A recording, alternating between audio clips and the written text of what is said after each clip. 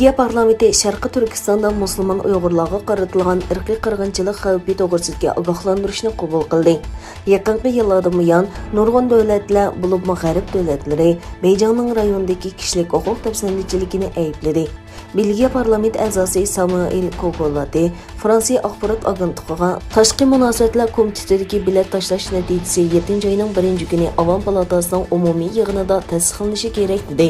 Martning oxiridan boshlab Xitoyning jazolash nishoniga aylangan Yevropaliklarning qatoridan o'rin olgan Samuel Kogolati mundaq dedi.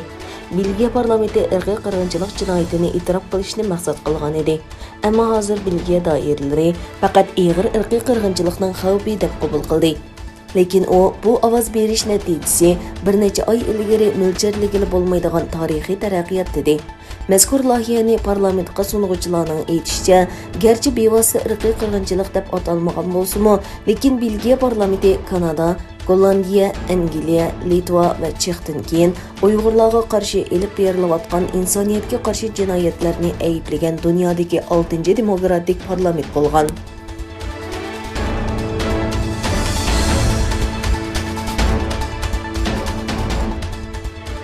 İlgilenişçe, Xitayning Saudiya Arabistonning poytaxti Riyodda turishliq bosh elchisi Chen Weijang Xitoyning Islom hamkorlik tashkilotidagi tunji rasmiy vakili bo'lib tayinlangan.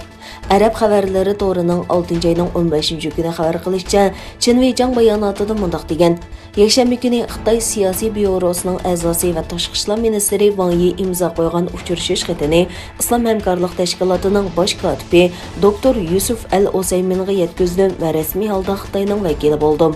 Xitoyning Sharqi Turkistondagi Uyg'ur va boshqa musulmonlarga qaratgan siyosati G'arbning nurg'un parlamentlari tarafidan irqiy qirg'inchilik deb qabul qilinayotgan bir paytda islom dunyosining bu zulmga qarshi sukut qilishi tanqidga uchirmoqda.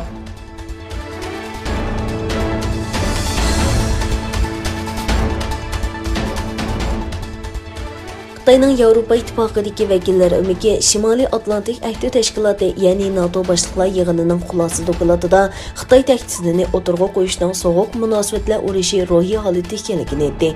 G'arbning Xitoy tahdidiga qarata NATO rahbarlari Xitoyning kun sayin kuchayayotgan iqtisodiy va harbiy kuchiga birlikda taqobil turishning zarurligini o'tirg'a qo'ydi. Shuning bilan bir vaqtda Xitoydagi mustabidlik xohishini tahdid deb qaraydiganligini e'lon qildi. Xitoyning Yevropa ittifoqi umiki seshanba kuni to'r bekitida e'lon qilgan maqolasida Shimoliy Atlantik ahdi tashkilotining bayonoti Xitoyning tinch taraqqiyotiga tuhmat qildi va xalqaro vaziyatni xato hukm qildi dedi va Shimoliy Atlantik ahdi tashkilotini tuhmat qiluvchi deb aybladi.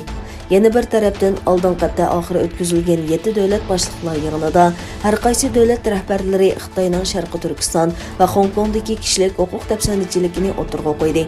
Bu G'arbning Xitoyga qarshi birlikda harakat qilishining signali deb qaraldi.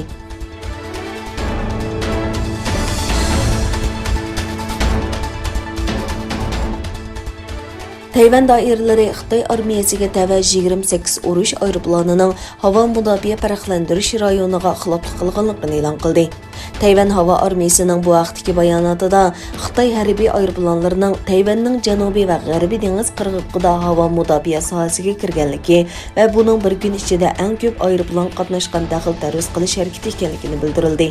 Yana bir tarafdan Tayvan matbuotlaridagi xabarlarda Xitoy urush aeroplanlarini rayondan ayrilishga ogohlantirish uchun Tayvanning urush aeroplani va havo mudofaa sistemasini qo'zg'atganligini bayon qilingan. Xitoy urush aeroplanlarining Tayvan havo sohasiga xiloflik qilishining G7 va Shimoliy Atlantik ahdi tashkiloti boshliqlar yig'inidan keyin yuz berishi diqqat tortdi.